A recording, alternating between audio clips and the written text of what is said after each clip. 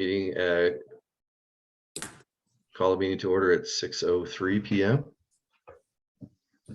And we have a quorum, so we're good there. Let's see, I will go ahead and share my screen and pull up the agenda. Dave's missing. Looks like, yeah, Dave Moore and Jim McGannon. And Dave Belmont. Oh, and Dave Belmont, yeah. All right, can you guys see my screen, see the agenda? Yeah. Yes. Okay, all right. Okay, so first is the consent agenda. Did everybody have a chance to look over the minutes from the last board of directors meeting and from the year in review? Yes. Okay, does anybody have Yes. comments? Hi, Dave. Hello. We just barely called to order, so you haven't missed anything. All right. We were just getting ready to see if there's any comments about the minutes, and if so, go ahead and let me know. Chris, I thought we were going to change or add, as far as minutes, the minutes from our previous Yeah. board meeting, 10/18 or 10/14 or. Oh, right, yes, that's correct. We do need to, yeah, we didn't add that to the agenda, I'm sorry. But that is on, what we're gonna do is accept the minutes from the 10/18 board meeting, and also the minutes from the November 11th year in review meeting that shows the new board being elected. So we have those two sets of minutes. So move. Okay, is there a second? I'll second. Okay, all in favor of accepting the I minutes? can't see my screen to see who seconded and type minutes at the same time. So if you can say who Okay. moved and seconded, I'd appreciate it. Keith seconded. Thank you, Keith. Okay, all in favor of accepting the minutes? Aye. Aye. Aye. Any opposed? No opposed, so minutes are accepted.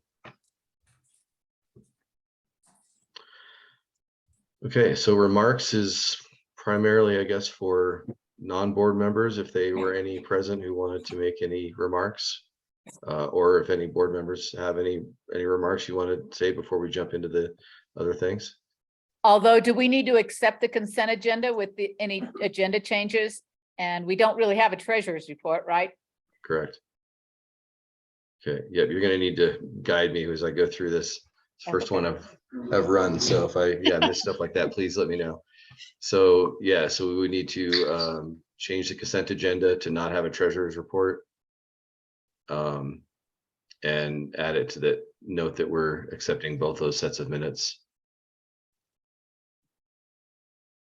So moved. Second. Okay, all in favor of changing the consent agenda? Aye. Aye. Hey, Jean. Okay, so the consent agenda amendments are accepted. Okay, so then any remarks? I think that is a no. So upcoming meetings and events, is that just talking about next board meetings or? Yeah, and I have something about that because Sangre de Cristo was not available at 6 o'clock. Even though I tried to get it really early, they're not available until 7 o'clock. This is for the next general meeting? For the January presentation by Mark Cole. Okay. The library closes at 6. The community center may be available. But I wanted to talk to you all to see what you want to do. Should we just move it to 7 or should we, because Sangre is open at 7. Okay, Okay. Jean? I have a, so I have a comment. I just found out that the Palace Hotel apparently has a conference area that they invited nonprofits and local groups to take advantage of. So I don't really know anything more about it, but but there's potentially a new place in Salida to meet. The Palace Well, Hotel what- is right next to, it's across the Riverside Park on F Street, by the Italian restaurant. That's great, Tom, but that wouldn't work for this one because he's coming from Leadville. Okay, There's a Sounds good. place called the Starlight Lounge, Stardust, yes. Stardust, yeah. I had a Okay. meeting there. It's like an auditorium. Right. It's high class. Yeah, And that's a good possibility. I hadn't thought of I'll that. check. I don't know when I can do it. Tom Liverman's the owner, but tomorrow is crazy. I can maybe well, do it. anyway, it's worth checking out. Okay. And Yeah, I tell 'em- also, Fading West has a meeting room, but, and I'm not going out there until next week to check that out for another meeting, but that's one. But the other issue is, I just found out today, I am not in town there, so that's okay. But somebody will need to greet Mark. We can handle that. I can run out to, I can look at that stuff tomorrow. You're gonna check with Commu- Tom at Stardust? Yeah, community You have center his and, contact? I don't, but I can find it. I'm sure you can. Okay. Yeah, I'll check there and check the community center. Karen, what date are we talking about in January? The second Wednesday, whatever that is. I think it's the 12th. 11th. January 11th. Yeah. And right now, Mark's scheduled to come at 6. That's when our meeting is scheduled. Yeah, I think it's probably would be better to find a different place if we can. Just because if it's booked until 7, that means they Right. will be leaving at 7, which means we can't really get in there until 7:15 and set up and so on. So, yeah. And some of the churches have some rooms, like the Episcopal Church has a room. Okay. Lutheran Church does, but I Okay. haven't been in either of them for a long time. All right, we'll check these 2 first and then we'll go from there. But I'll take a look Right. at those tomorrow and let everybody know. Okay, so so work on that and then is everybody okay with moving on to new business? Well, I guess the one question, because I'm scanning this about future meetings, we had talked about, Chris, you and I, when we met, is this, because we have a lot of new board members, is this a convenient time, the second Wednesday at 6 o'clock for a board meeting every other month? Or is there a different time or whatever? That'll tend to work for me, from my perspective, as a new member. Okay. Does this not work for anyone, I guess is a better question. And we know that everybody's going to be traveling and, in and out, but in general. Okay, great. Thank Good. you. Okay, so new business, there's a lot of stuff on here. Several of these are just sort of homework, things I want to just gloss over and then have you guys think about, and then we'll talk more in depth at the next board meeting. So it's not quite as ugly as it looks. So first item is a scholarship revamp. The scholarship committee has spent some time coming up, brainstorming and coming up with some proposals to change the scholarship criteria, since we haven't had any applicants in the last couple of years, to make it more attractive, hopefully. So Dave Belmont, do you want to take a second here and run us through it?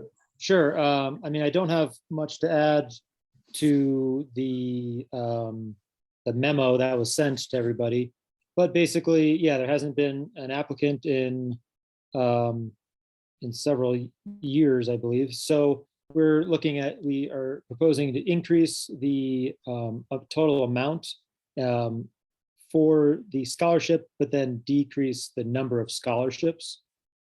So that would be a total of $2,500 per semester, as opposed to $1,000 per semester. We are also proposing decreasing the qualification from 2 years of the a biology program completed to 1 year. And then that's all the changes. And then in addition to that, just reaching back out to all of the schools in Colorado. I did a quick check. Western University didn't have it listed in their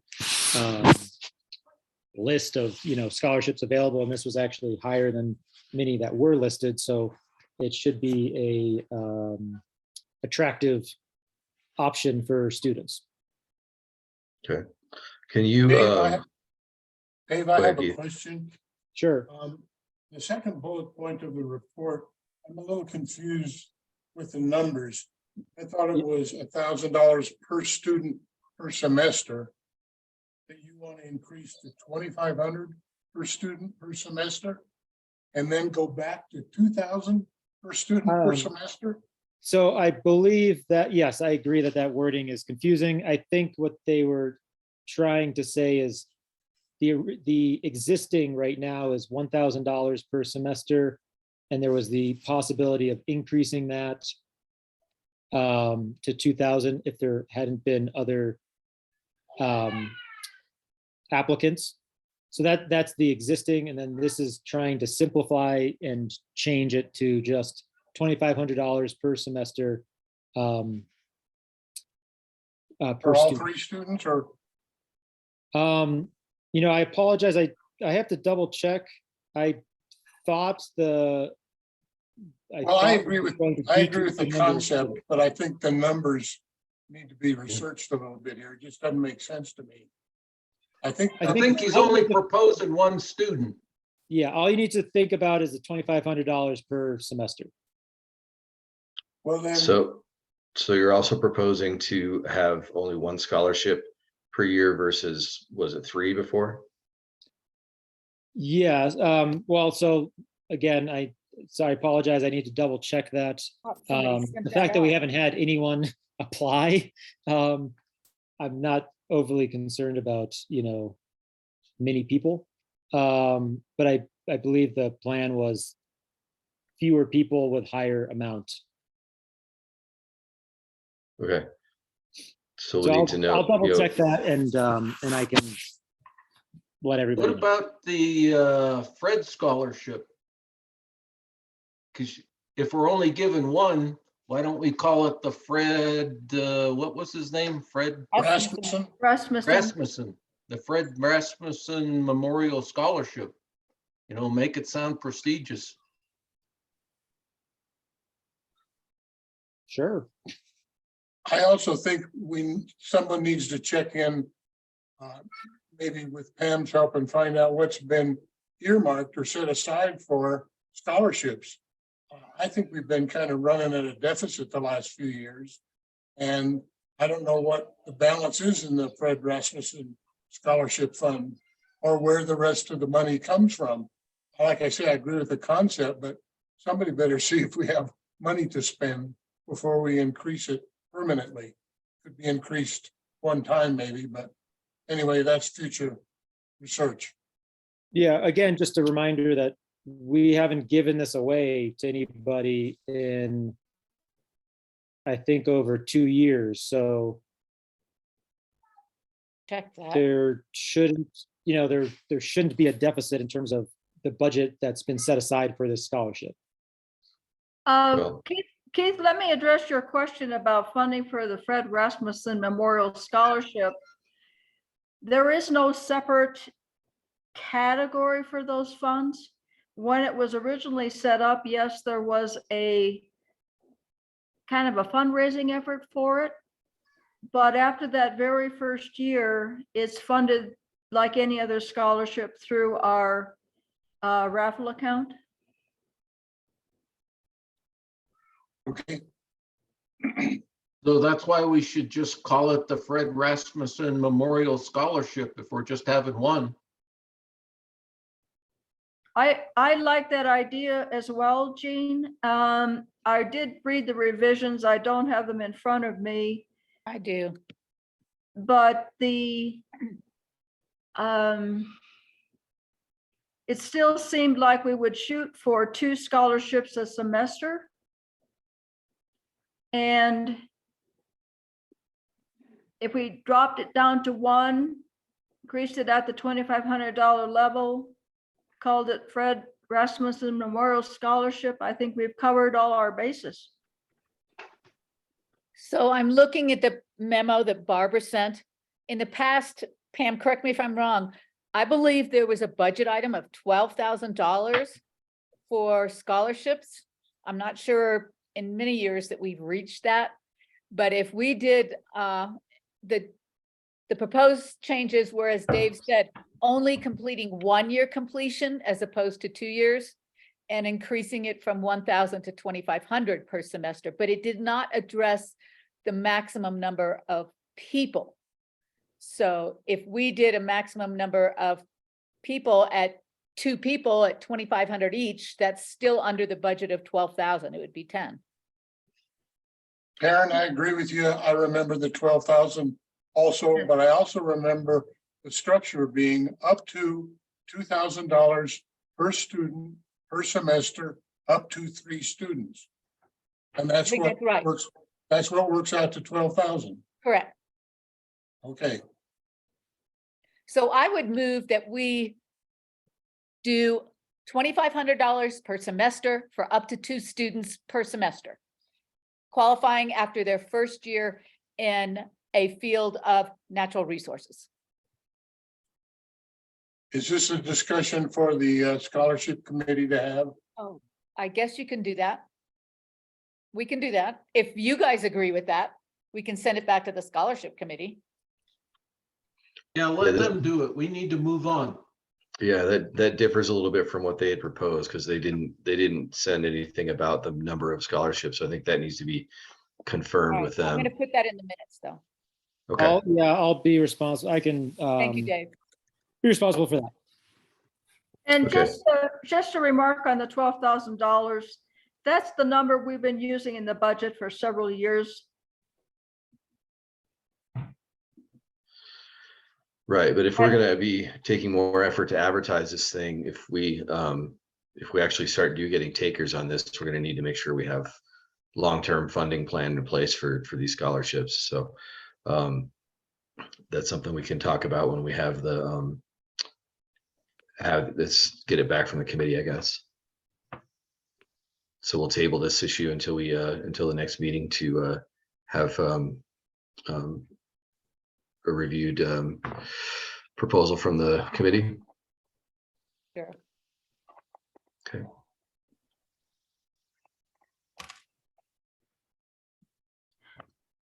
Okay, are we ready to move on? Yes, Yep. Okay. Okay, so the 4 Mile project, did you guys have a chance to kind of scan those? That assessment is a pretty long document, but it's a pretty interesting project. So just to summarize it, essentially this is looking at being a pilot project for the 4 Mile and 7 Mile creeks. And also it would be potentially for a model for a number of other projects in the valley. Essentially creating beaver dam analogs, so low tech, low cost structures that would encourage flooding, raise the water table, which would expand the riparian areas and basically in a natural long-term way, hopefully entice beavers to recolonize the area and get those creeks kind of back more healthy and natural. So we've written a letter of support for this. This is being proposed by Envision and Colorado Water Conservation Common Grounds Fund. And the question is, do we want to also contribute funds to this? It's in the grant proposal phase right now. They've put in their grant requests. So when it comes up to happen, is do we want to also make a monetary contribution? And let me pull this up. Are you guys seeing that now? yes. The It's pretty spreadsheet. small. Okay, let me see what I can do here. Yeah, you need to zoom it. Yeah, let me. Mm. It's a lot of numbers. Tell us what you Yeah, want. so lower right is what we're looking at, which is basically just the grand total. And my thought here is, do we want to contribute funds to this? It's not right now, but have this included in our 2023 budget? And if so, what do we think is an appropriate amount? And looking at this just gives us sort of the total scale of the project at $268 is the total total funds or total cost here. You know, we want to, if we're going to do a contribution, we want to make it an appropriate amount. So yeah, Gene. Chris, when is their grant due? So they've put their request in. They put the request in on the 1st, and I'm not sure when they'll hear back. Typically, we would let them come to us with a dollar amount. Okay. So I would say, So then I guess yeah, just need without to- us offering up any funds, let them come to us and ask for what they think they might need from us. okay. Gene, Just an go ahead. FYI. An FYI on this, this actually originated with Reed after reading Eager Beaver. And also we used to stock almost yearly when we did yearly and or every other year up in 4 Mile in all those beaver ponds. But the last time we were up there, there were no beaver ponds. We used to take the middle school conservation kids into 4 Mile and we would fish those beaver ponds. There is a pair of beavers there with one tiny pond, but there's a lot of potential. There's a lot of willow. There's a lot of feed. There were a couple of flash floods at one time, so that might have done something, but I don't know. But I would be in support of giving them some money, as Pam says, when they get if and when they get their grant to support this, because it goes along with our mission. Jean has a question. Well, they're probably gonna need some matching funds when they get this grant.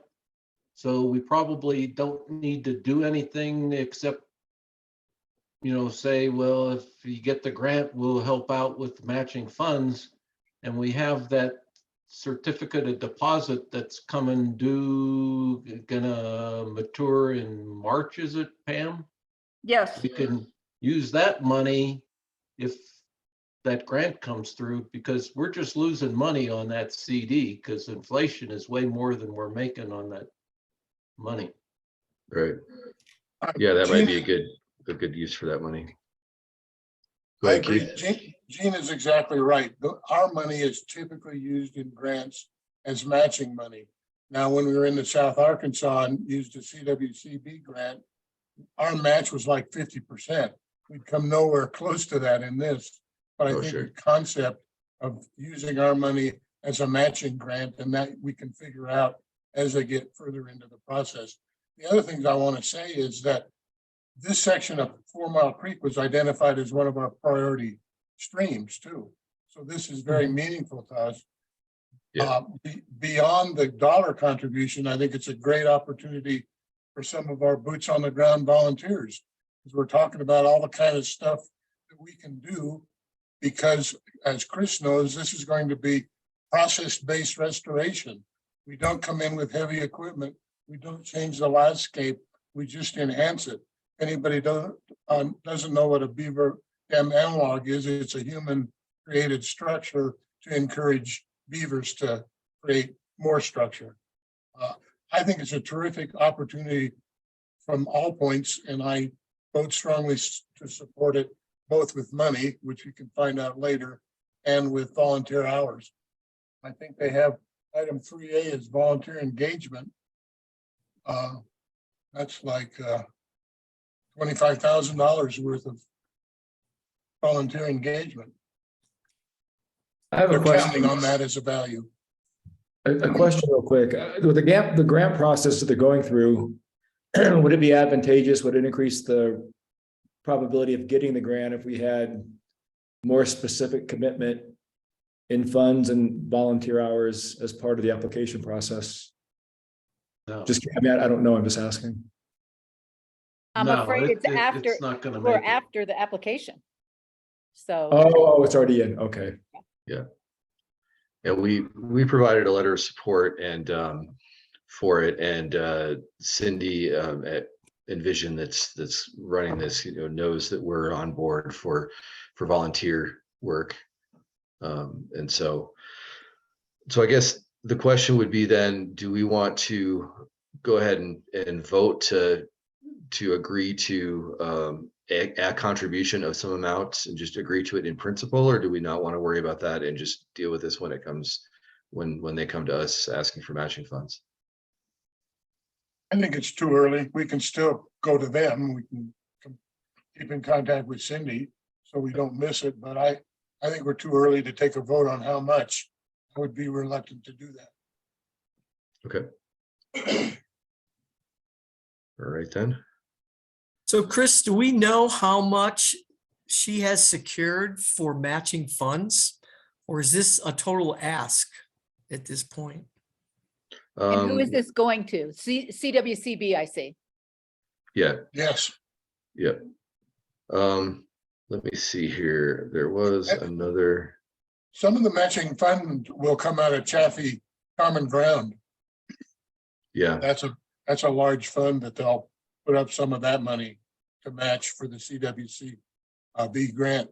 I think they have a high level of matching funds. CWCB does a requirement for that.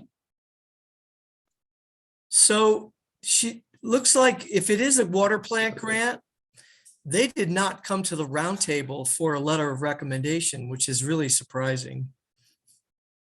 huh. Because I sit on the needs assessment committee and I would have seen this come by. We had 8 or 9 grant applications to review. This was not one of them. That surprises me. We'll get So after Cindy. Yeah, Well, there's always next year. yeah. Well, I mean, you do a lot better if you go in with your basin roundtable supporting what you're trying to do. This is a big surprise. So it's interesting looking at this grant funding, Bobby. They're only requesting 114 grand. They've got match funding from Common Ground, Envision, and volunteers of 153,000. So maybe they're feeling like that's enough. I don't know. Yeah, it's more than 50%. Right. I still think Bob needs to be involved and communicate with Cindy. They Yeah. shouldn't be left out of this loop, for sure. Right. You want to take that on, Bob? Contact? I can check with Cindy and see what's up. I mean, we can't do anything about it now. Okay, Because like you said, it's already been submitted. We're at that stage. I can check with her. I don't know. The only other time I've seen the roundtable needs assessment not send a letter of recommendation was for a prior envisioned request and they didn't show up to present. So it really Okay. surprises me for such good work that Envision is doing that they don't seem to be involved with the roundtable. This would be the second time. Do you have Cindy's contact info? All I do. right. Thank you. And like Okay, you guys, so- I think it's a good project, so I'd like to see it go through and help it as much as we can. So let's table that then until it's appropriate. We already discussed the possible meeting time change, and we're okay with keeping the current meeting time. Mhm. Yep. Okay. Yep. Okay, then item D, giving free memberships to conservation camp kids. I noticed that Ray who is one of our conservation camp kids, is a new member, a youth member now. So he went ahead and joined. Fisher is the other kid we had. And he's a lapsed member. Is he? Saw that. Yeah. Okay. You offered So- both, you sent stuff to both of them, didn't you? I haven't actually. No? Ray, before I had that that free membership code, I had talked with him and just, asked him if he could become a member, if he was going to be on the committees and stuff for like youth education committees. And so I guess he went ahead and did that. We can send it to Fisher, or we can just, send him a regular letter and see if we can get him to re-up. The Stream Explorers kids, I think that's a good idea. You need to know. Well, Chris, we've done that frequently, not all the time. Tom Palka might be able to address this a little more accurately because he provided the free membership to Stream Explorers people. And it was not a very high return on investment, I might say. None of them ever renewed or rejoined after the free year.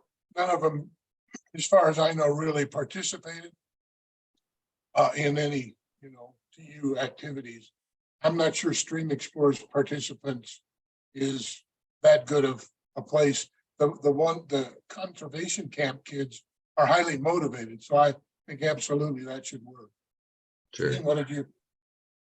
Yeah, I made name tags for all those TU teens, but we never gave them out. Now, we didn't have that many in-person events where the teens could be expected to come, but I think if we invite them, we need to think about, okay, what kind of program are we going to support that would interest those people, not just invite them to the old folks meeting. They're 5th to 8th graders, 5th to 8th grade. So Yeah. perhaps, Keith, what do you think about at the end of Stream Explorers, for anyone who qualifies for whatever we're giving them for completing the thing, if we do that anymore, we let them know that if they are interested in a free membership, they should touch base with you before they leave that day. Okay, that's fine. This has actually been sort of a development morphing from one thing to the other. For a couple of years, we got discount rods from Arc Anglers, a package, and gave it to all the kids that completed all 4 sessions. That too wasn't that effective. I remember one kid coming up to me a following year saying, well, I'm here to get my 2nd rod. Well, that wasn't the idea, Right. Give him a rod collection. So and it got expensive, and then COVID, so there was supply chain. So we dropped that. So the memberships were kind of a less expensive reward for completing the 4 days. And I'm not opposed to it. I just don't think it was very effective. And Gene seems to back that up a little bit.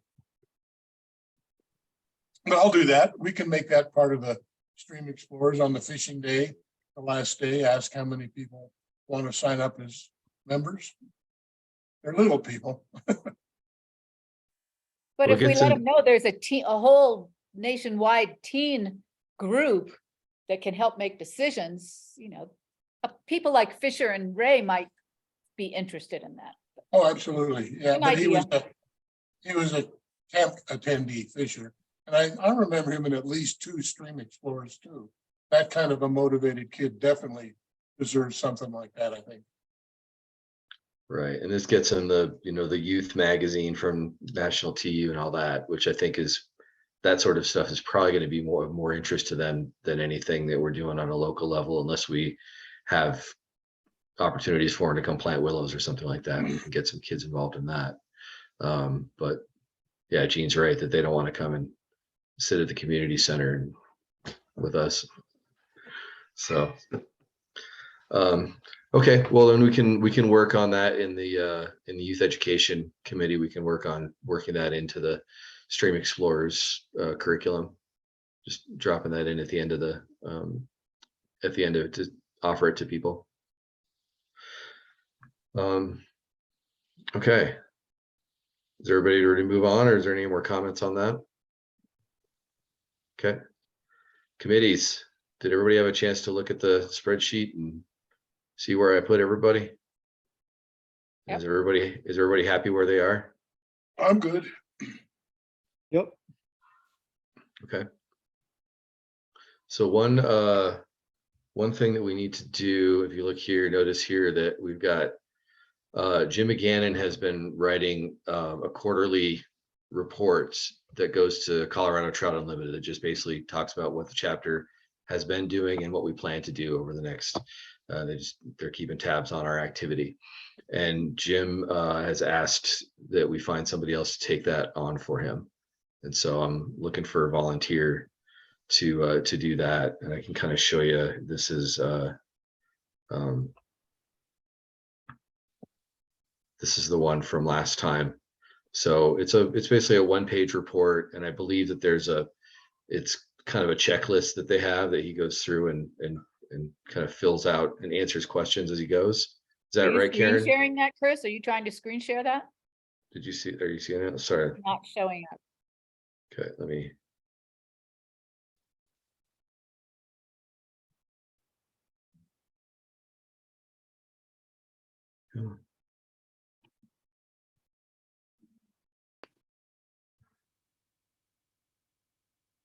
I would just add that whoever is willing to take this report on needs to be aware of what we're involved in and what we're proposing as far as events, diversity initiatives. It's not a financial report by any means, but it talks about what we've done, what we're planning to do, and it's someone who's pretty well informed about what the chapter is involved in would be able to complete it. Well, Without, I have all the events. It's part of what I keep for the, the annual report, but I see this now. what Jim typically did was email a lot of committee members, Committee members. Yeah. myself included, to get the information to complete this report. See, what we don't do, to my knowledge, in the quarterly, what I was not aware that setting quarterly goals. We haven't done that officially, I don't think. Was that just something Jim sort of came up with those, or it wasn't a topic of discussion to create those, or? Okay. No idea. Is this an example of one that Jim McGannon did? Yeah, this one is from, this is the most recent one he did, actually, from last quarter. It doesn't seem very comprehensive or complete or eye-popping to me. Are they supposed to just be one sentence like that, or? Yeah. Okay. Yeah, pretty much. I mean, they're getting them every quarter from every chapter. And I think my feeling is that it's as much to just make sure that we're actually doing stuff as anything. Like they just, CTU just recently closed down the Cherry Creek chapter. Just Really? for inactivity. Yeah. Wow. They shuttered it. So, and all those people were reallocated to other chapters. And I'm not sure exactly what the situation was, but they were there was nothing happening, I guess. So, and my feeling is that that's kind of what this is about, is to make sure that we're actually doing stuff. So they don't. Well, if it's that simple, I guess I could take it on. I mean, I'm probably not appropriate because I have a tendency to boast. So mine would be end up 3 pages instead of 1. No. The Editing. Yeah, we'll get it with Jim get a little more detail on what it's done. It may be that it's, a list of questions that you answer kind of thing, just to give them everything that they want. So, but that's great, Keith. So Keith will take that on.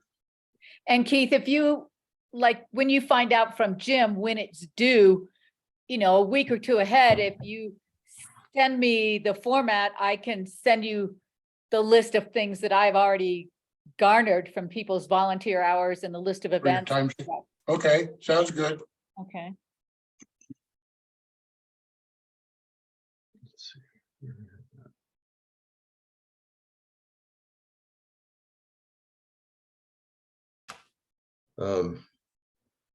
while we're on the subject of volunteers, is two other things. We need somebody who will volunteer to take over the task of making name tags from Gene.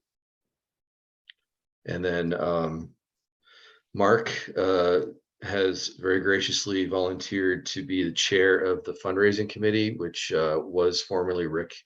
Rick is asked not to be on that committee anymore. But Mark is taking it under duress, we'll say. So if there's I was asked to take it, and I did comment that it'd probably be the last thing I would choose, but I'm happy to serve in that capacity. So I think Tom Palka has some great ideas, and some of you all have some great ideas, the new people. And we're in pretty good shape, so I don't think that should be a humongous task. Yeah, no, I was never done anything like it before, but I'm fine taking it. But if somebody's dying to serve in that capacity, I'm happy to give it up. Thank you. They caught you at a weak moment, huh, Mark? No, I sat on the email for 2 days. We like thoughtful people. No, I'm fine. I'm fine with it. Okay. Gene, So don't that- you have a template for the name tags or something? Oh, Are you yeah, talking we the- have a template. Yeah. Are you that's talking not the a hard problem. name tags or the everyday members name tags? We're talking, we have like 300 members Correct, and there's additions and subtractions just about every month. right. So to keep up with that is pretty, well, we haven't needed them during COVID. Right. And when we do have a meeting, you know, how many people come to the meeting? And of the people who come, how many have the official, you know, Collegiate Peaks chapter name tag? So we're only talking about a handful of people that need name tags, but yet to keep up with the 300 plus or minus every month is, it's a lot of work. And the template is printing a colored name tag on white paper. And the program we're using, if you need just one name tag, you still got to print out the whole sheet. And it burns up a lot of printer cartridges. Well, you can always submit an invoice for printer cartridges. Well, that's I understand fine. where you are. I've been eating some, but Because I do that for the League of Women Voters. And what I've started doing is pulling before the meeting, either people who RSVP'd, like our meeting the other day, they had 50 people, plus some that didn't RSVP, and the likely people who will show up there, so that I can have those ready and I don't have to go through 300. well, that would be pretty simple then for us, because we're talking a handful of people. So I think you're the person to take it over because you know how to work it. Gene, what program is it that you're using? What's the name of it? I think it's the Avery company, you know, they're the company that makes the card stock. Yes, And they yes. have a program and we've got an account, and actually Monica does most of the work, the actual printing out stuff, so. I feel like, and I am always cautious taking on new stuff. That's something I'd be happy to take over. All right, Kim. All right, I'll tell you everything you need to know. Thank you, Perfect. Kim. And I Thank might you. might make some adjustments, and I will probably need reimbursement for printer cartridges because I don't print anything else, but I suspect I can make it work. So Great. Great. Well, thank you, Keith, and thank you, Kim, for jumping on those grenades. Mark. Yeah. And Mark. So, as but yeah, long as I we've don't have got, to pick up fundraising, I will gladly do name tags. So come on, it's fun to go door to door and beg. So, I'm more of the Okay. event, like I can help support that. Yeah, but for right now, I've got the name tags. okay.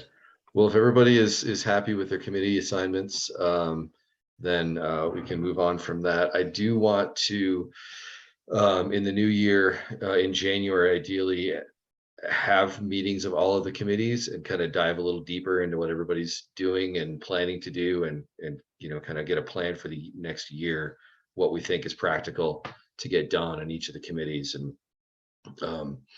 see if we can't delegate some stuff down into the committees and get stuff moving. One other thing about committees is if all of the committee chairs could contact anybody on their committees that is not on the board. We've got a few people that are committee members that are not on the board, and make sure that they're still willing to serve. Like Dave Belmont, for example, some of the people on the scholarship committee are not here tonight. And then the only other one, Barbara Plake, is a chair. So I'll reach out to her and ask her to do the same thing for the Fly gals. yeah, Fly Gals. And then what was the other one? I guess it was oh,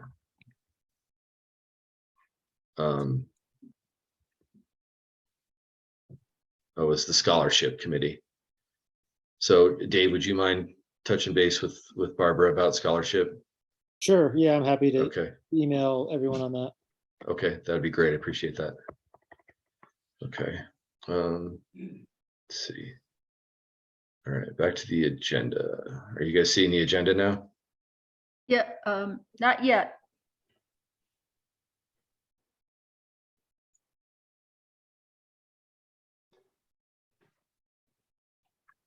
How about now? Not Nope. yet. No? My internet, it hiccups and I lose the screen sharing.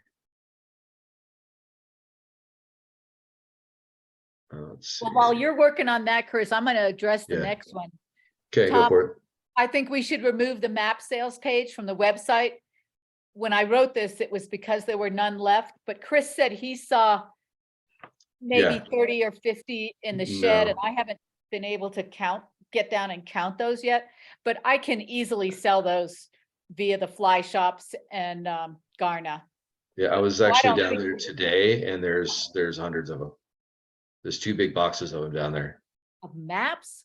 Yeah, I'll confirm that. I went to the website to see what you were talking about here when you said on the website. And it describes the program that the chapter used to have with having the fly shops, True Value, Right. some other local companies sell those maps and then send us a piece of that fee. So that's the part that really has fallen, that we're not doing anymore. It really isn't so much that we don't have any more maps. It's just that effort to have others sell those maps for us has gone by the wayside. So I'm okay Archangler's still with does it. taking that off of the website. Archangler still sells them. They're out. I had looked for those in the past. I couldn't find them. And so I sold my last ones to Garna and AHRA. But if they're there, I know Arc Anglers, and I'm sure Upriver and Next Eddy would probably buy some. yeah. I'll be right back. I thought I had one here, but let me go grab it. I'll make sure we're talking about the right thing. Give me one second. It's not the membership brochure, of which there are a whole lot. I agree with Chris. There were 2 boxes there the last time I looked. And we also give them out where we used to with new members. Correct. New member got a welcome letter and a map. Right. And I think that's a valuable thing to do. Yeah. These the that's ones? it. That's the one we're talking about. So I think if you went to the website and looked at map sales, it lists who locally has those maps. And that's the piece that isn't working anymore. I've not seen any funds come in from map sales since I've been a treasurer. So is it even something we want to continue, even with the fly shops? They really like them and we sell them for, depending on who's getting them, $250 to $425 a piece. Is this the one you're talking about? Yes. Yeah, there's a ton of them down there. They're Okay. they're in boxes. I was there today and I grabbed that one out of the box, but there's 2 boxes full of them down there. They're on the black plastic shelves on the right-hand side of the shed. On the Some of the wall. information on that map is outdated. That's Yeah, correct. So I think we have a disclaimer on it though, Jean. I think. Well, you know, Well- how good do you feel about selling outdated material? Yeah. Maps are always outdated. Well, A not my while call. ago, we had a discussion and we all agreed we weren't going to print any more of those maps. Correct. But I don't see a big problem with selling them if we can and continuing to use them, you know, as door prizes and new member stuff until we use up what we have. Even though they are somewhat outdated, and I've heard this many times, you know, there's so many websites you can go to Right. for information. I think that is a fabulous map, for seriously, because it's really localized. And some people still like maps. How long ago were these printed? I think we did a reprint in 2011. But So these- almost all of it is still accurate with the exception of the Smithley's. And what this map does that none of the others does is it gives fly and lure suggestions to the high mountain lakes this side of the Continental Divide. Jean has something. Well, I used that map since I got the free one when I first joined the chapter. Good. And the more I use it, the more I realize it's not a real map. Because if you look at the map, the river is linearized. It's linear. And when you try to use that map to figure out where you're going to go based on the direction of the prevailing wind that day to get out of the wind, it's useless because the river is linearized. It doesn't show the actual path of the river. Not gonna go out in the garage and film on that. Gene, There's that's, on apps, there are free apps It- that you can get to do that. Yeah, that's what I'm saying. You know, it's really outdated because there's much more accurate information out there. then Don't use it. then don't use it. I mean, I'm just it saying. is a general map. And I think it still has some value. We just need to decide how we want to use up our remaining stocks and be done with it, you know? Yeah, I thought I it was a agree. good Let's thing move that we on. were out of them. So it's got a price printed on it of $7.95, but we weren't ever selling them for that. You're saying we're selling them for $4 or something? We wholesale them to those, Okay. to the shops for less, depending Okay. on, you know, how many they bought in the past. And I have the records of what I charge, you know, people. So I'm willing to still, in the spring or whatever, go to those shops and say, we found some more, would you like to buy some? For those, and then also give them to new members. And I don't think we're not losing anything.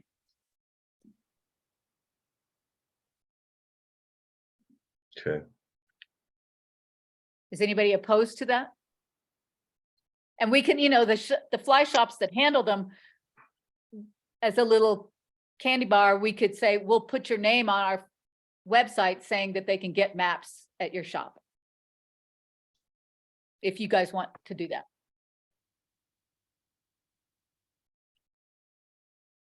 I guess I'm sort of on Gene's team on this one in the sense that it's, you know, we're looking at a map that's over 10 years old and charging expecting people to pay $8 for it. I'm not sure I feel great about that. We're not charging people $8 for it. The fly shops can charge whatever they want. They can put a sticker on that. Most of them found it quite used. If you buy the other people's maps, you're paying $12 to $15 for them. Mhm. And they don't have as much information. And they also don't have the wind direction on it.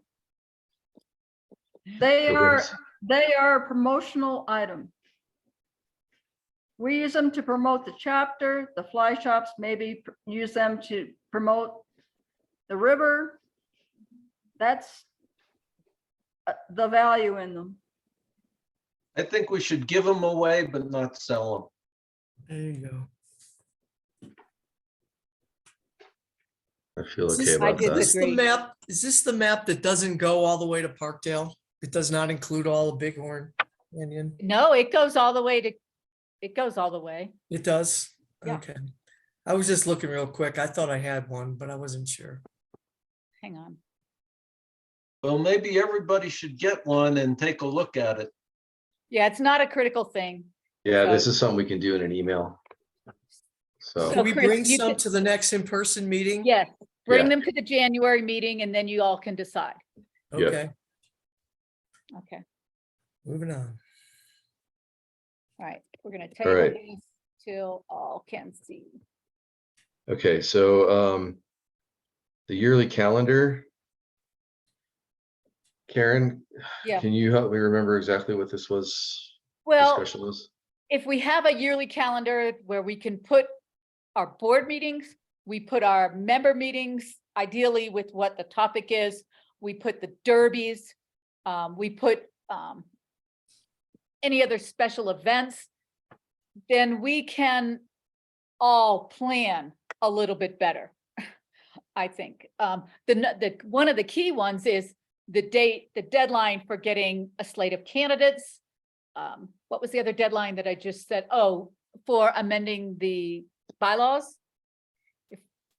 So that we don't screw up like we basically did this year. Now, none of us are gonna go to jail when we don't get the slate up in time, but I think there's enough of us on here who like to do things in the proper way that it's incumbent upon us to have that calendar in at least our Google Docs where the board members are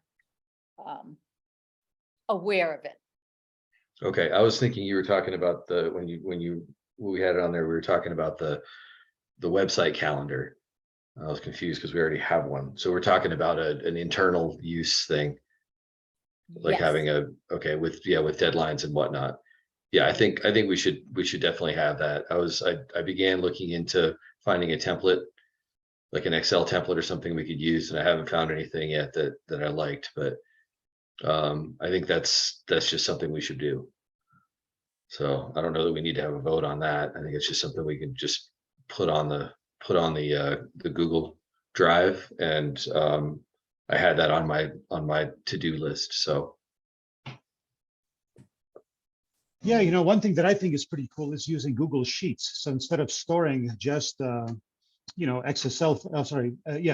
files and having people edit the actual files, you can just put it on Google Sheets, which lives on the drive. And then, Yeah. the editing and viewing are kind of all part of the same thing.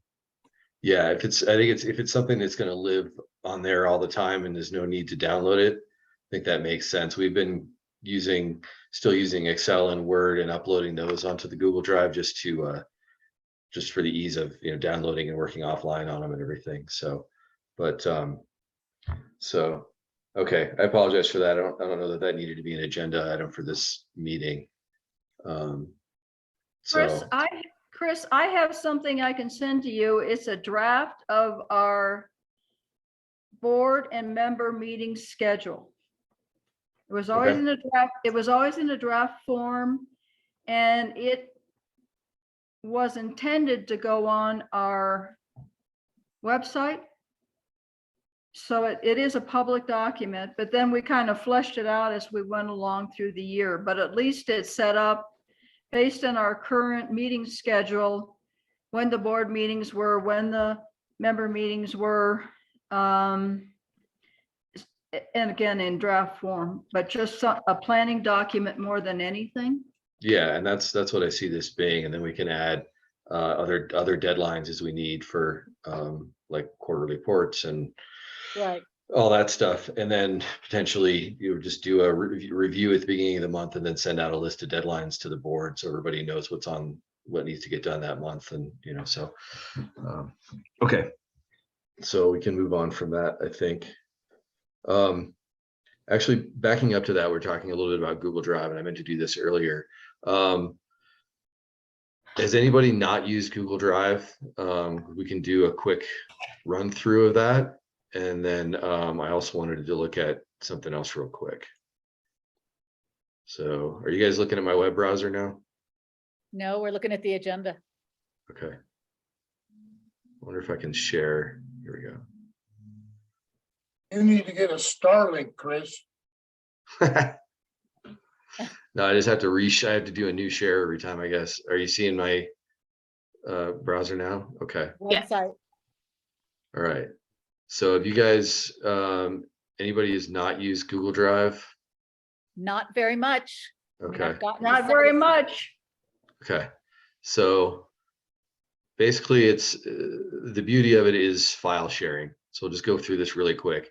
What I shared with you guys is this folder here. This is my drive. So I got a bunch of other stuff, but so you guys have access to this folder on my drive.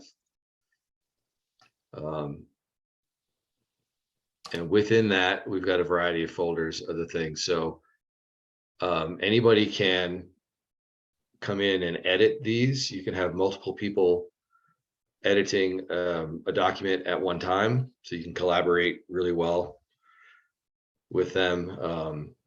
And we're going to try to keep this organized. But if you don't, for some reason, have that link, let me know and I can get you in there. But the idea is we're going to park everything on here so everybody has access to it. And this would be the first place to look for something. If you're looking for, say, the agenda for next month or something, you could look on here first and see if it's in. If not, if you don't see it, then ask for it. But this way, everybody's got access to everything, and people can work together on documents without having 40 different versions out there being emailed back and forth. And succession, to make succession better and easier because everything's in one place. But if you haven't used it before and you want some help with it, let us know. Let Kim know, she's the expert, and she'll help you out. And then the other thing that I wanted to look at was,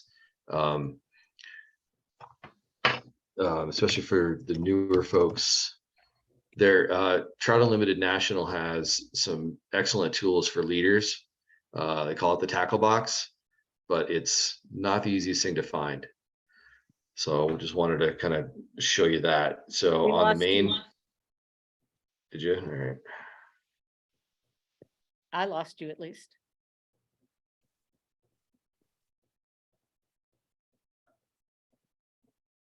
All right. You got it now? Nope, Yeah. you do. All right, I got you back. So we're on the tu.org website. Mhm. So then they've got all these tools for volunteers. So you have to scroll down to the bottom. There's no place to log in on the Trout Unlimited website. That's obvious, which is frustrating. But if you come down to this volunteer,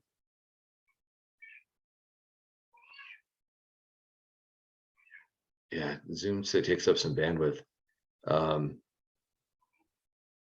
And then down here, you log in to your TU account. And then there's the like a leaders only section. And then within that, let's see how long this takes.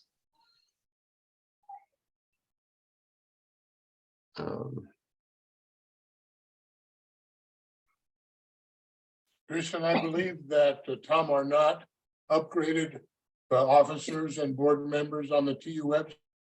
So you Somebody guys did. you guys are all leaders. Everybody that's on this call is a leader and can access that. Yeah, so you should have access to that leaders only section. So when you log in, you scroll down, there's leaders only, and it's actually kind of a daunting amount of stuff, but the tackle box here is kind of the main thing, but you can go in and yeah, there's all kinds of stuff about liability insurance and all. It's crazy what's in here, but there's a lot of good stuff in there. There's the whole thing in here, a step by step of holding your own fly fishing fill and tour, for example, and a lot of other stuff. So anyway, I just wanted to kind of go through real quick where that's located, since it's not obvious if you wanted to go and just kind of scan through that stuff and see what's available to us, so that down the road when we need something, we might ring a bell that they've got resources there that we can use for a given project. So Chris- Can you just get the link from that login page and email that link to us, and maybe yeah, I can do that. would work? Yep. And there's also, I can't remember if it's called a volunteer handbook or new board members, but I think it's hidden in the volunteer handbook, which has a whole bunch of stuff, but there's a thing for new board members as well in one of those documents. Maybe you can find that link and I think so. Yeah. our new people too. Yeah.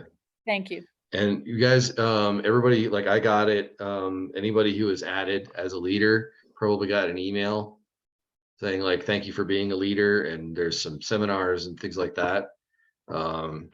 Mark, Don, did you guys get those? I did. Yeah, I got it. Yeah. Okay, cool. So that may have a link to like the new leader orientation stuff. And I think there's some recorded seminars in there. But I'll look for that and email all that out. So, okay, so let me, I'm just gonna do a new share to start here.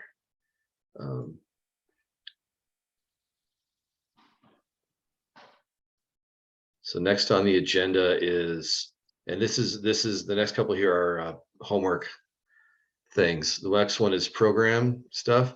So we've got, and I'm forgetting the name, Karen, the person that's doing Sean January. Shepherd. Sean Okay. Shepherd. No, Sean, I'm thinking in January. Who's doing January? Mark Cole, Mark Cole, okay. former then- chapter president doing the Yeah. Native Trout Challenge. Yep. And then we've got, yeah, Sean Shepherd from CPW is going to be there in March. And then we've got Chris Dirksen in September. So the May meeting, we don't have anything in yet. So if anybody has ideas, one thought that we had, but I haven't reached out yet, was having Stuart do some a thing on the High Lakes. I don't know if he's going to be already booked solid by May or not, but that was one thought. But if anybody has any ideas of other possibilities for programs for that May meeting, we would appreciate that. And you can just email that out. Is probably the easiest thing. We had a few possibilities listed on here. Jason Willis wants to do a presentation on everything that the Abandoned Mines program is doing, but we're not going to be able to get him in probably until 2024. Just the schedules aren't working. So, does Chris, that? is Sean Shepherd gonna coordinate with Alex Townsend I believe so. Yeah, he was talking about potentially having Alex there. about I think Alex's? the last he said was that he thought he had too much. That Alex would probably, that might be too long. I thought that was the last email. He was kind of thinking he would have an hour, and if Alex had more, it might be more than an hour, is kind of what he had said. But I haven't really talked in detail with him about it. I just said that an hour was great. And we needed I more, think we we'd should figure it stick out. with CPW for now. Maybe Alex would be May. Well, Alex or- is CPW. Well, he's the biologist though. Yeah. I think it would Or make sense. Jonathan.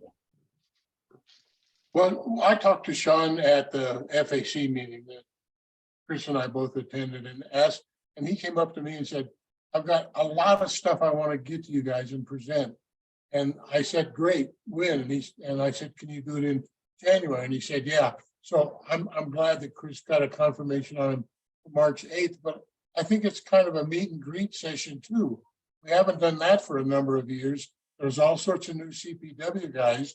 I envisioned Sean being the lead presenter, but he having a lot of his staff there that we can meet and talk to. That's what I'm expecting. We'll have to work with him on that, I think. Yeah, we'll need to, let's see. And I guess there's another question.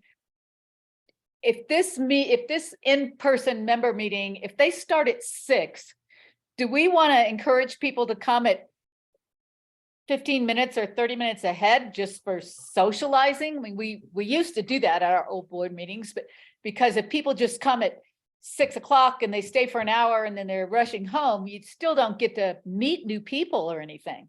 Yeah, which I think is one of the important parts of the whole idea of Trout Unlimited is, yeah, it's not just come for a lecture, it's social. So, and we could either start the meeting at 6 and the program at 6:30, or we could start, I think if we do much earlier than 5:30, people won't be able to get there in time, Right. get off work, get there, feed the kids and get there, whatever. So, but if we do 6 to 6:30 social and then start the program at 6:30, I think that'd be I'm good okay to with that. try. And then do Yep. 6:30 to 7:30. I don't think that's too much. So, okay, are you guys looking at my email? What are you looking at right now? Agenda. Okay, all right, it's not changing anything. So Sean, the last email I had with him, he says, I was wanting to talk about a project at Monarch Ponds. We also have a proposal from removing some fishing regulations on the Arkansas River. There's a proposed reclamation project up at Boss and Hunt Lake, and I'm sure more will come up. I expect an hour with questions. If Alex has more information that he would like to present, it will take more time. It's been a few years since CPW attended a meeting. Anyway, so that sounded to me like he was planning to bring Alex with him potentially, but I haven't confirmed that. I didn't see that. So, but it sounded like he had 2 or 3 things to talk about there, but he thought it would be about an hour. And we've tried to So- keep our meetings to that, especially in the winter. Yeah. Well, I don't know. We've got some time to work it out. We can maybe limit him a little bit, or we can warn everybody that it's going to be a longer meeting. So, but that I think we can figure out down the road. Well, if you have any ideas about or input about these other program ideas, please, or you have other ideas, please email Bobby and me and let us know. I have not contacted Stuart yet because I know that's the height of his season, and we have had a highlight presentation from him before. But see what you think.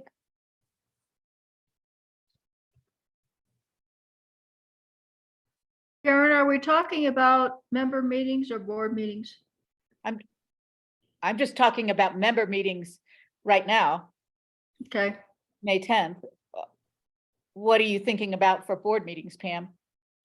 I No, guess, you know, I just wanted to clarify, sometimes we have in the past had people at our board meetings, but I agree, it's mostly geared toward members that we need to bring in interesting folks. right. You know, and I guess that's another question about that. I think we have 2 people in Nathrop and 2 people on the board in, 3 people on the board in Salida, 1 in Howard. Do we want to keep doing board meetings by Zoom? Is that the most efficient way to do that? Or should we try to get together and alternate places? I think Zoom is fine for board meetings. I'm okay with Right. that. Yeah. Does But I anybody do not think like it- Zoom? I'd agree. I think we're too spread out. And we've always had limited options on where to physically meet in any of the locations that we typically meet at, like Sangre de Cristo, or Salida has always been a challenge for a place for us to physically meet. So I think meeting by Zoom works the best for a board meeting. That's why I think having some sort of social time before a program meeting is vital for us, at least as board members, to get to Yes. know each other a little bit better, as well as the membership. Agreed. Yeah, agreed. Yep. Well, and hopefully, I mean, we've been so limited with COVID that and I say that as everyone's sick with all sorts of things this week. But hoping to get back to more of those social pieces that, and I don't know, I appreciate Zoom for board meetings because it makes it accessible and easy. You know, I'm not human. I work in Salida, but live in Nathrop. And so it's that if I have to go somewhere else and get home, and Zoom is just easy for board meetings. But I like to think we can add in some more social stuff this year as we're moving away from COVID things. Yeah, I think if we just have some just general social events Mhm. outside of like, like the brewery meetups, I think those are great. But yeah, I think that we should probably, keep board meetings in Zoom for the time being, and if we need to change that later, but I think is everybody in agreement on that in general? Yeah. Okay, well, we'll keep planning on the board meetings on Zoom then. Okay. Let's see. So I wanted to skip, so the program ideas, if anybody has something, holler at Karen or Bob primarily, or me, obviously. The other homework Chris. items which are on here. Hey, Chris, go ahead, Don. and for Karen as well. I'm working with Stuart Monday, Tuesday, doing a little inventory and fly counting. So Okay. in the midst of that, I'll ask him what his interest is in giving a presentation in May. Okay, that'd be Great, fantastic. Don. Thank you. Thank you. Yeah, On the 10th. our thought was if we can get that presentation in before ice off, that'd be great, but it's all dependent on his schedule, obviously. So that'd be great. That's Thanks, Don. blue wing season, honey. It's got to be spinny season, right? Right. It's about. Yeah. I'll talk to him about that. Thank you. He might Don. have some other ideas too. Good. Sure. Yeah, shoot them Um, out. So the other items, which are homework items, I don't really want to talk about them very much at all tonight, but think about them and then we'll talk about them more in depth at the next board of directors meeting, would be items J and item L, which I should have put these in better order, I guess. But so that is trying to come up with other activities that we can do to engage members and the community at large, whether it's fishing trips. It doesn't necessarily even have to be fishing trips, but more like did the Conejos camping trip last year. Even if it's like, ski trips, brewery visits, that kind of things that are, our members, but aren't just ways to get people together and socializing.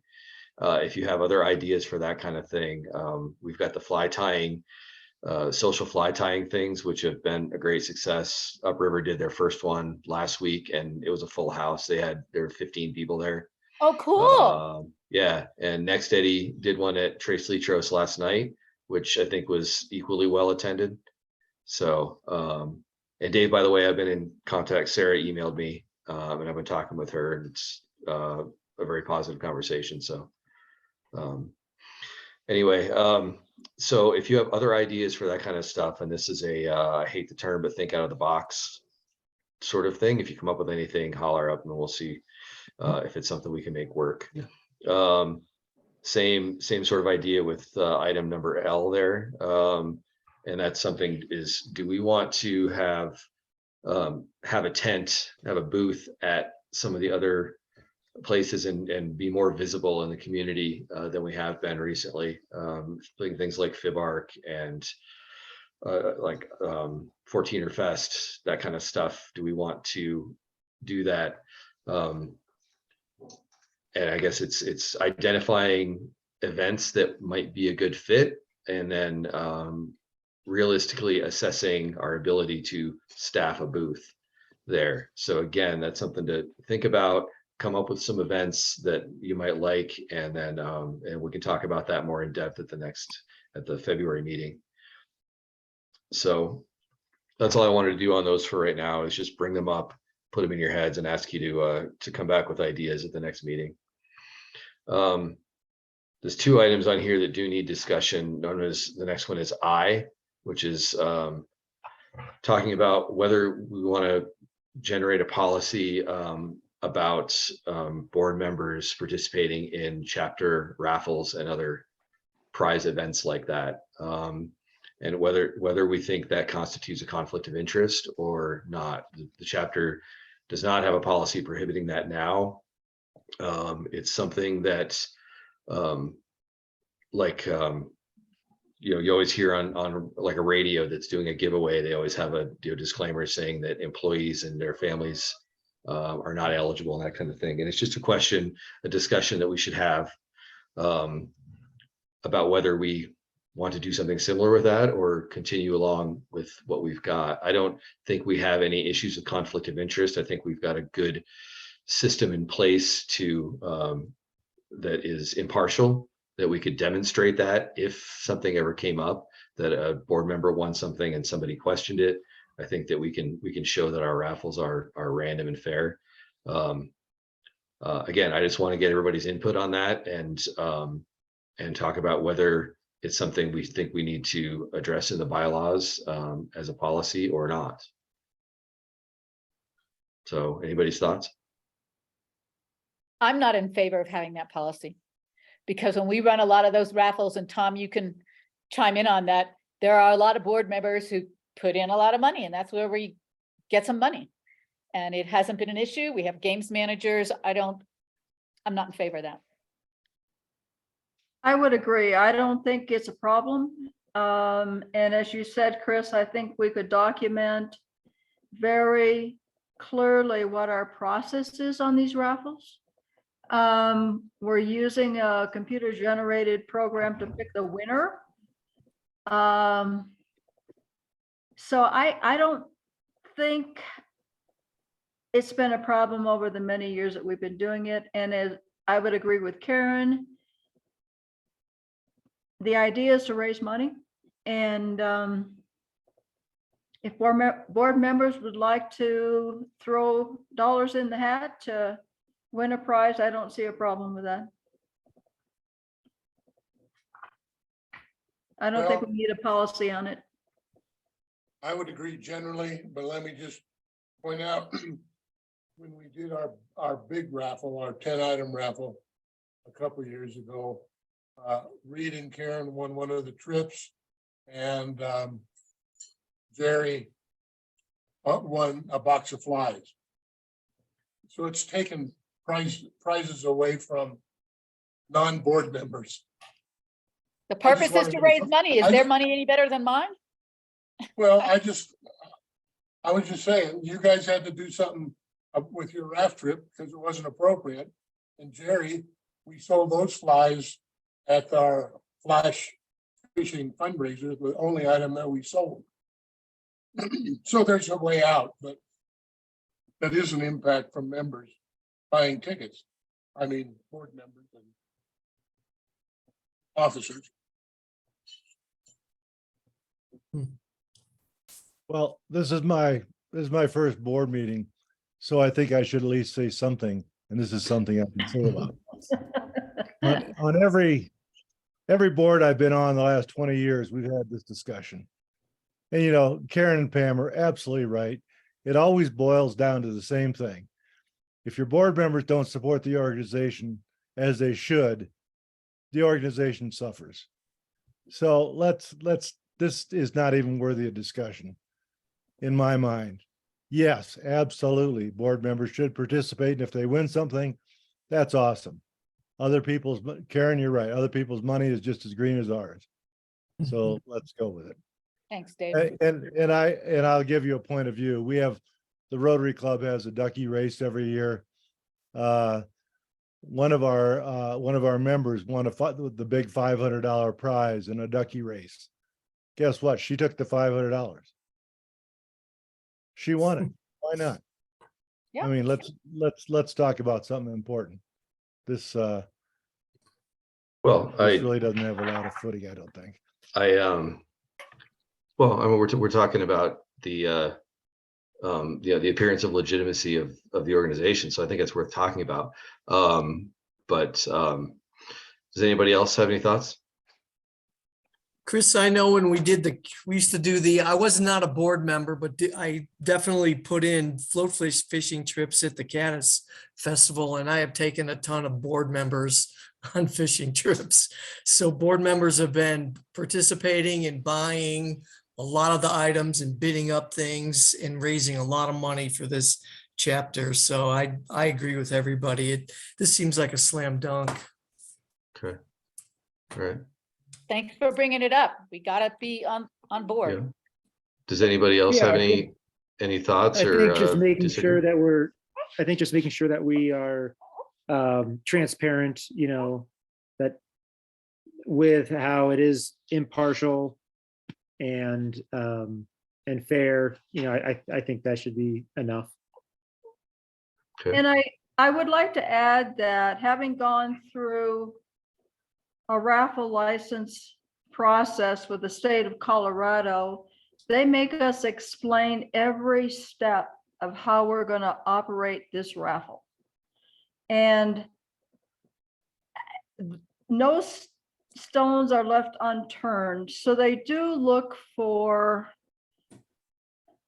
the raffle being run professionally and who's going to be doing what, as far as the promotional material, what the ticket looks like, when it's going to be drawn, how we're going to notify the winner of winning, how we're going to process that raffle from beginning to end. So if anyone should have any questions about what's going to happen and who's going to do what, and if they had a concern, the board could address it. And if they wanted to take it up the chain, they could look at the documentation that we supplied to the Colorado Secretary of State.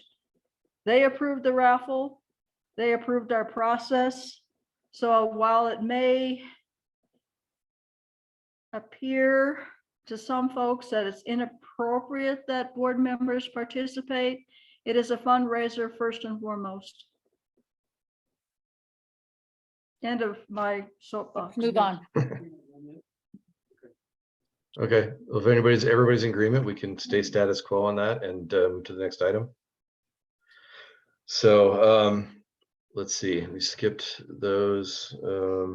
Okay, So the next item of for discussion is on the fundraising front. There's a lot of money out there available potentially from extractive industries. So Climax Mine and ACA are kind of the two big ones in my mind. Also Blue Triton we're already working with. I guess the discussion is as we go to target larger donors like that, do we want to, I guess we want to talk about how the board feels about targeting those extractive industries, because it's, as I say, they generally want to work with us because it's good optics for them. It's not necessarily great optics for us to have a lot of extractive industry partners. So I just kind of want to open the floor to people's thoughts on that. Aaron, I recall that one of the not the rendezvous, the gala, the CTU gala, a few years back, where the Primo sponsor was Climax. right. They were the They got a big number one award. sponsor. So that's CTU, you know, that gives a little credence to talking to someone like Climax, because it's kind of been sanctioned by Colorado already.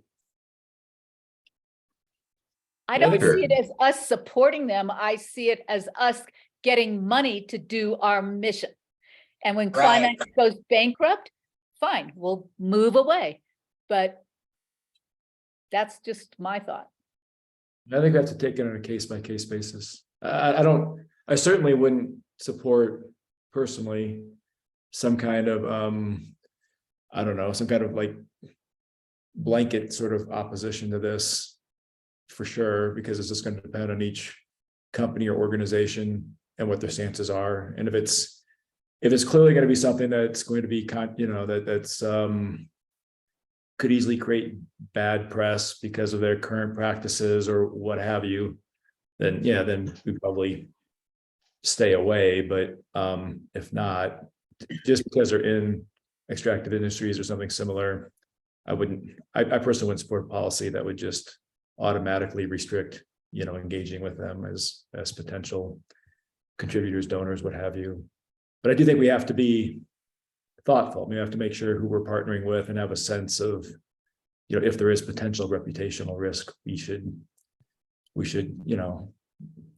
pause and reflect on that. Yeah. I Well, move and that we leave it up to the fundraising committee. So I guess it's not likely. Blue Triton just gave us $5,000, by the way, which is part of that. But we've also had a relationship with them for a while, but that doesn't typically happen. So I think that, if that does happen, we would obviously need to take a look. But I think that, yeah, that was well said, Mark, that and that was my thought as well, is that we would need to take this on a case-by-case basis, do some due diligence on anybody before we approach them to make sure that we're, comfortable with their practices. Yeah, well, and I will preface and say I come from a mining family, right? My dad was actually a water tech at Climax for most of his career. My mom worked at Climax as a mining engineer. My grandfather's a geologist. So I come from a family in that industry. I know that Climax, so far as water, responsibilities towards their water, it's different than you look at mine waste from 150 plus years ago where there was no regulation, and we see impacts of that till today. But, those more responsible folks in the industry, again, growing up in the industry, if you can't grow it, it has to be mined.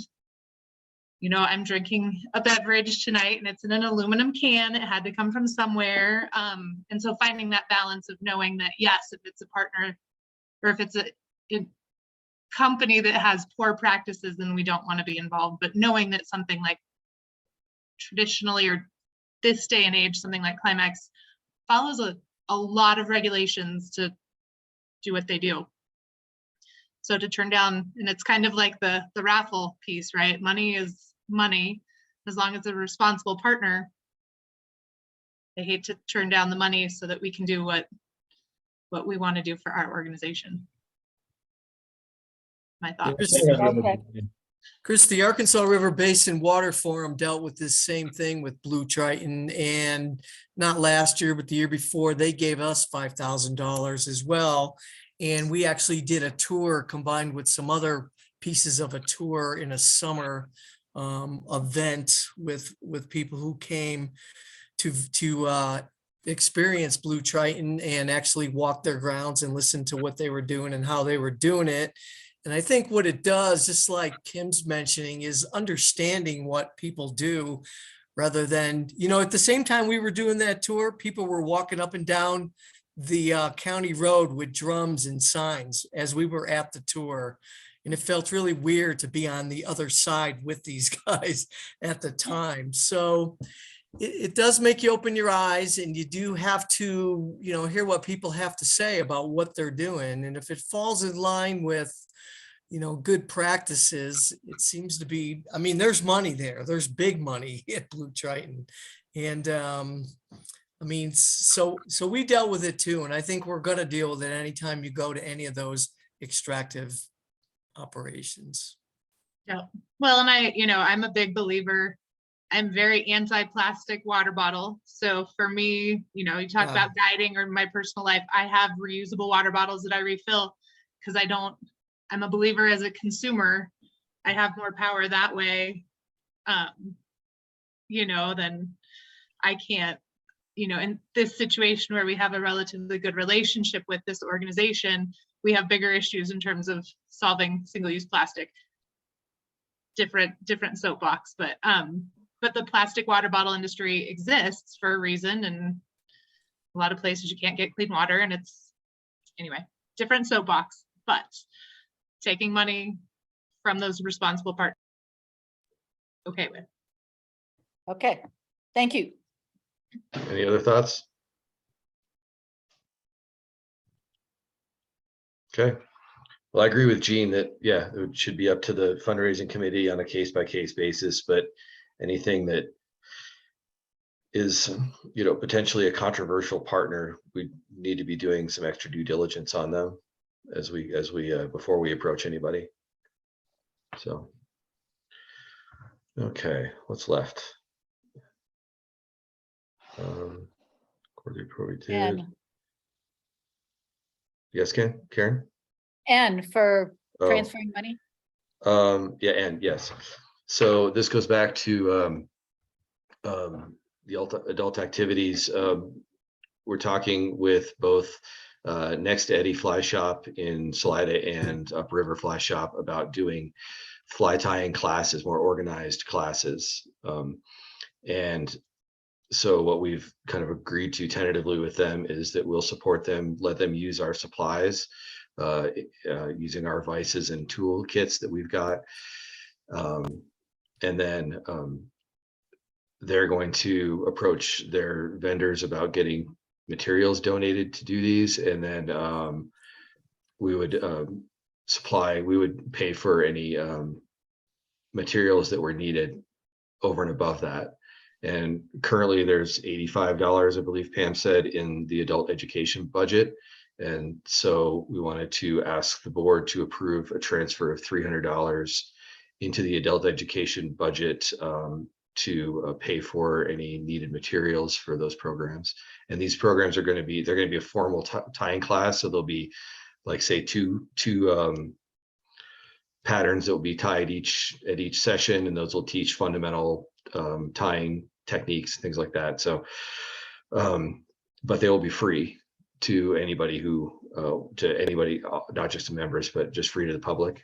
And then we're also going to provide a free Trout Unlimited membership to anybody who attends who wants one. So, does anybody have any questions or comments? I move that we give them the $300. I just have a question, and Chris, Yep. you and I talked about this, and Dave, I need your Belmont input Yep. on this. Are we gonna kind of sponsor these Upriver and CPC and Next Eddy and CPC, or and Trace Litros if they're there, or there was some concern that Next Eddy did not want our name attached? I think Next Eddy, I mean, I've kind of gone back and forth with them. Their issue right currently is they have good attendance as it is with their existing fly tying nights. So I guess additional either advertising or trying to get additional TU members there, they were concerned about, do they have the capacity at Trace Litros to accommodate more fly tires? We've gone back and forth a little bit about, specific, say, beginner classes with Next Eddy.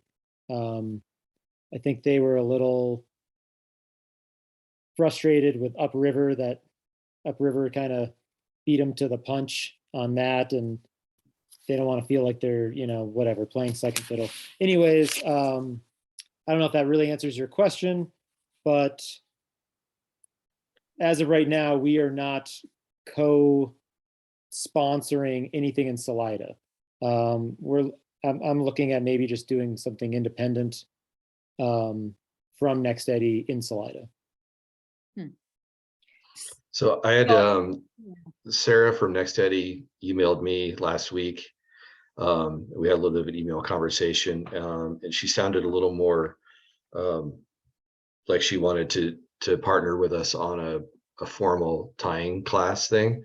They're happy with their socials as is, but yeah, so yeah, it's a little different than it sounds like than the last conversation you had with her. But we were going to work together, and I'll email her tomorrow. And I was going to try to get down there yesterday, and because I haven't met her yet, and just drop in and say hello. But my meeting I had down there got canceled. But So she sounded like she wanted to work with us on the formal tying classes. Not really, she doesn't need any help from us on the socials. So we're not really co-sponsoring them. But we're also not giving them anything. Upriver, we're co-sponsoring. They have our vices to use for people who need them for their socials. And then we're going to provide the materials for the classes. So yeah, NextEddy is definitely evolving, but I think they're less annoyed now than they were a couple of weeks ago. So I think they realize that it's a different market. But So upriver in BV, Andrew Maddox isn't he a business member? I know he's a member. I'm not sure if he's a Yeah. business He member. he is, and NextEddy is not, and Colin Yeah. is a lapsed member.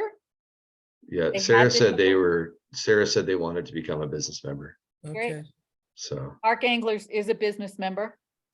Well, and I was totally independent of Fly Shop stuff. I'm just wondering, I mean, kind of in the same way they didn't know if they needed us to co-sponsor, if we really need them to co-sponsor or someone else to co-sponsor. And assuming we advertise it correctly, I imagine we can draw a fair number of people on our own, but I could be wrong. I'm gonna jump this in. way- Yeah, Yep. Just, I Chris mean, and I I don't, talked. yeah. Chris and I talked last week, and Dave and I have talked quite a bit. And really, the idea of working with fly shops is to just kind of kill two birds with one stone. If they're already doing an event, and we can team up with them, or vice versa, you Mhm. can get kind of a bigger crowd involved. And it's, where it's tricky is, are they trying to sell products? Are we trying to, we're not necessarily trying to intrigue people to join Trout Unlimited as much as we are trying to just have something for community folks to be involved with, Mhm. to get them interested in fly fishing or conservation, and maybe then want to join Trout Unlimited, or those folks that are part of Trout Unlimited that, feel like maybe, there aren't enough events like that. So it's more just to have events, and I think it's complicated in a business owner's eyes as well. What are we getting out of it? Are they expecting something? So I think we're just trying to feel all that out. right. I can One of the add other that. go I ahead. can add that pre-COVID, we did do at least 2 fly tying sessions open to the public, not targeted specifically, but meant for adults, in the breweries, the 2 breweries in Salida. And we had, Elevation, you did it. yeah, and very low turnout. It was very disappointing. I think that's the advantage of coupling or, partnering with her in some form with a fly shop. I think that you're going to get better turnout just based on that there's a fly shop involved. Right. They've got their social media. They have, 4,000 followers and we have 300. So they have that turnout. The other benefit I see is that they're going to organize it and they're going to staff it, as opposed to us having to do all that. We just loan them our vices and the materials they need, and they kind of do the rest, and we get credit.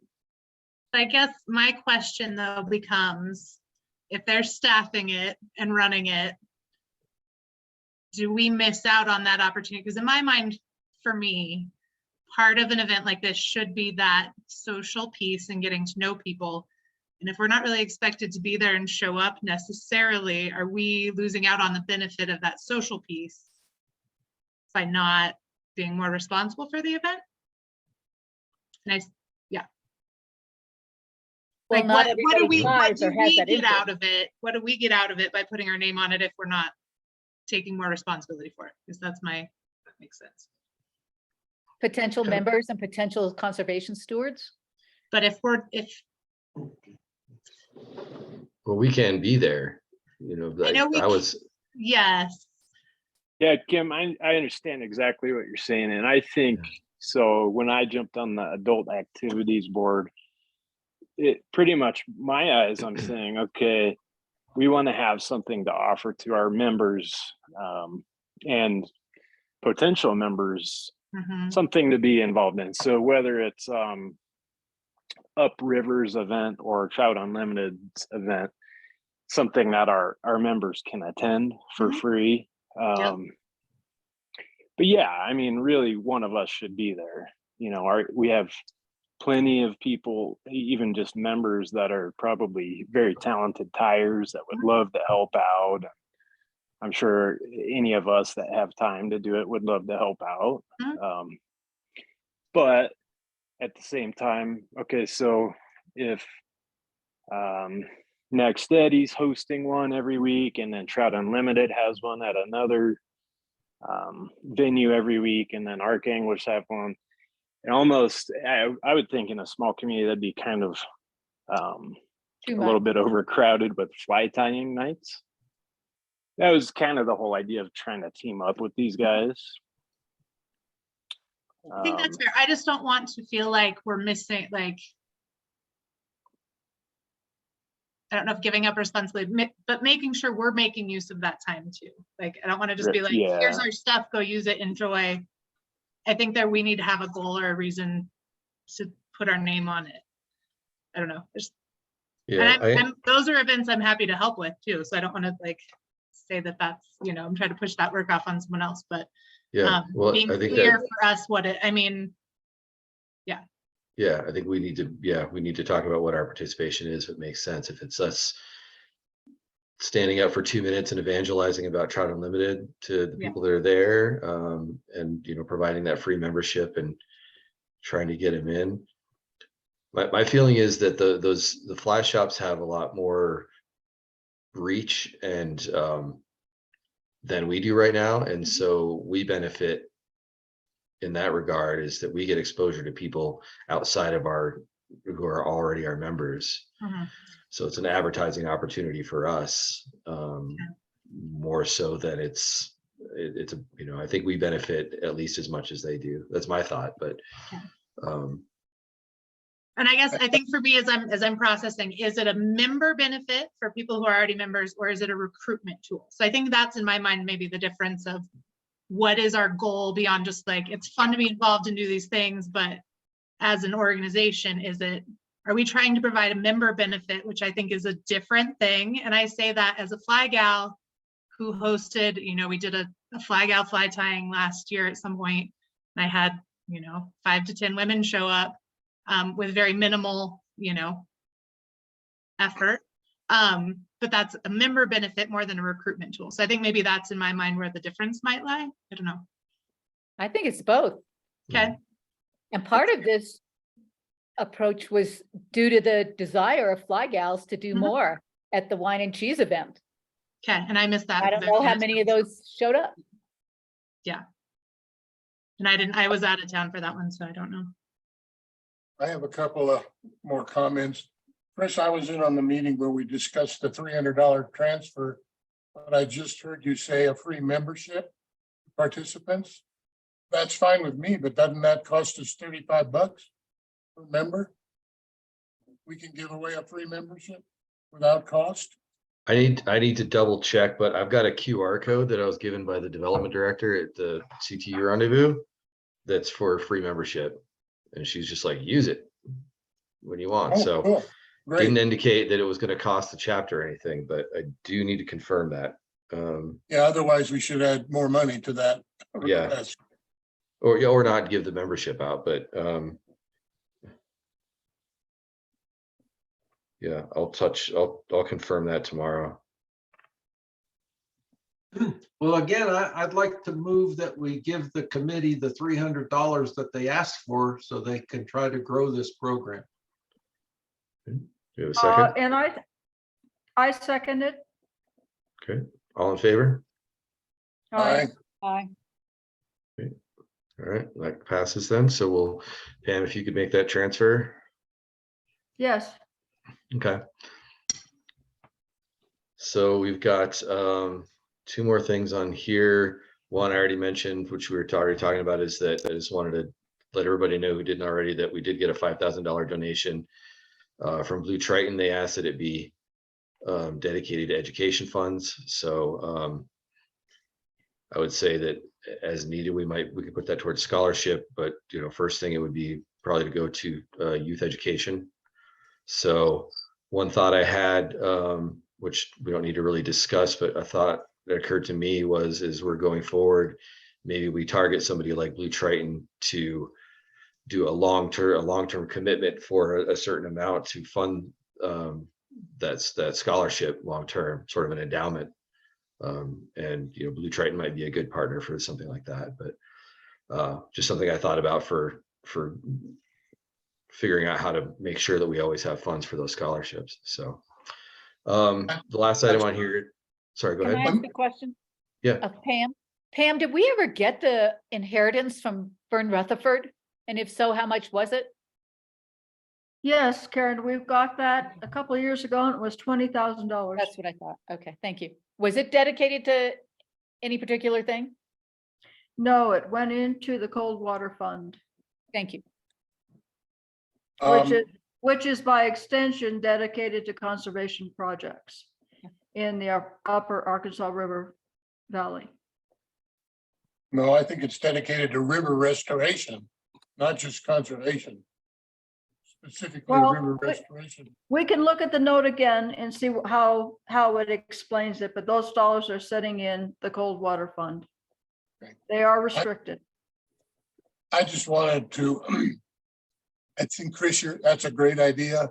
I think Blue Triton is a corporation we have established a relationship with. That would be like the first one to ask for sustainable contribution. That $5,000 was non-solicited. I got an email from Catherine and she said, we would like to give you $5,000. You and I had talked about going out and talking with them, making a solicitation, a request. I was going to do it for $2,500. So this is great. And I think an indication that Blue Triton has done more for their community than it's taken out of it. And we've got a good relationship with them. And I'd like to go after 5,000 a year. So good idea. And I would add that they asked me to send them an invoice for that $5,000 so they could get it into their payables for this year. So I would expect to see those dollars before the end of the year. Okay. Cool. All right, next item, I would like to table the update on the ELC. We're going to move forward with trying to really get something happening there. But there's not a ton to report on right now. So I'd like to table that and talk about it at the next meeting. Hopefully we'll have more to report then. Let's see, reports. Karen, I'm going to defer to you on how you guys typically would handle this. People have received all these reports. Is it something we need to talk about, or Nope. we just field questions? Or I think everybody got the fly gals. Jim Reed told Jim he could not be at Monday's meeting. We have not heard from Jim. And usually they do a quarterly update. So we'll just have to wait on that. Tom did a great job on the reports for the fundraising raffle and the eBay. And Rick sent his late year in review. And I'll defer to you on the Arkansas Headwaters report, because I don't think we talked about it, but I don't think I saw anything in writing. Yep. So Karen, I did send out 2 pages, which I didn't take any notes, but it was the agenda, which listed everything we discussed, and also a map and a link to how you use the wetland area data that they've collected. This is another group that's been in existence for 3 or 4 years now. They're accumulating a lot of data. So if you didn't get it, let me know, but I sent it to all board members and officers, an email attachment. I guess the only thing that I'd like to say out of that is that the South Arkansas wasn't listed as a priority area. There's some low-hanging fruit type wetlands there. So when I suggested to Buffy that that be added back into a priority area, she agreed. That made me very happy. Because like Chris was saying, he and I have been trying to strategize how we get that project moving ahead. And I think that was one small step to get the awareness that it's something that can be done sooner rather than later. Keith, I don't see that report in my inbox. So if you could resend it, I would appreciate it. It doesn't mean that it didn't disappear somewhere, but Well, I had that problem with the Zoom invite for this meeting, so I will send it again. Anybody else? Maybe so I'll it's just- my idea that Chris agreed with was if we can send these kinds of reports like, those guys did ahead of time and we take the time to look at them, then we can save a whole lot of time and just ask questions if there's something we don't understand. Well, this study is about 45 pages, so I I know. think finding the link is better than anything. Yeah, that's fine. Okay, well, Wasn't Buffy a potential presenter as well? Buffy Lent from Central Colorado Conservancy. I didn't see I her had her name, on but my she could list. be. Mhm. I mean, like a program presenter? Yeah, I don't know. I'll ask her. I mean, I don't know. We just like, it was like on a little list that I made at one time. Okay. Yeah, because when Chris told me about that meeting, I said, who is this group? They were not on my list of 40 conservation groups. I'd never heard of them. I didn't know about them. Yeah, they are. They are. Yeah, No, they're they on the were not. list. They're on the list. I put them on. Mhm. Okay. okay. Okay. So yeah, if you wouldn't mind sending that back out, Keith, anybody who didn't get it, that would be a great help. I will. All right. And then the UAWP meeting was supposed to be yesterday, but it was postponed, so I don't have anything to report there. That is essentially the Upper Arkansas Watershed Partnership, which is another effort to get all these various groups together. The technical team is just what it sounds like. And Keith got us invited to be on that, to join those. And this meeting was going to be focused on the South Arkansas and what's happening more upstream, Monarch Park and some of the stuff up there. So that's been postponed to next Wednesday. So I can report on it or send out a synopsis after, just in an email if you guys want. All right. So does anybody else have anything to add or any comments or questions? Yeah, I have one more, and Karen will be thrilled. How many have heard of the where's my note? Codex data. Anybody heard of Codex? It's Yeah. the Colorado Conservation Data Explorer Codex, funded primarily by CPW and kind of ramrodded by Envision, but it's a huge resource. It provides multiple layers to wildlife, forest health, and other conservation data through a new statewide system called Codex.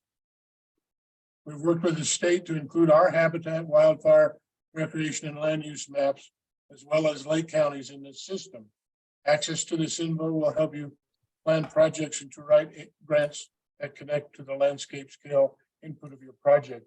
There's even a layer there where you can pull up cost benefit in dollars.